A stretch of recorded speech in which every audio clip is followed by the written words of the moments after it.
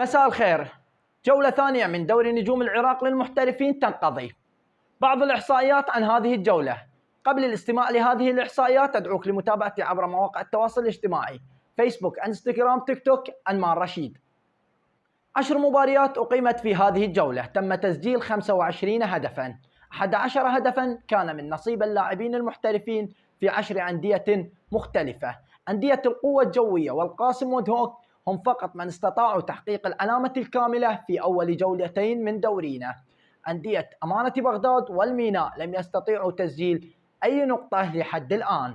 جميع الأندية سجلت أهداف في هذه الجولة باستثناء نادي نفط الوسط ونوروز بالإضافة لنادي أمانة بغداد.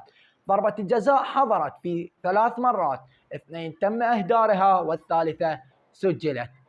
الكرت الأحمر تواجد مرتين، المرة الأولى كان للاعب ادهوك هيريان أحمد، والثانية كان للاعب أمانة بغداد مهند رزيج. هذه بعض الإحصائيات عن الجولة الثانية. نلتقي في باقي الجولات من منافسات دورينا. أنمار رشيد كان معكم، إلى اللقاء.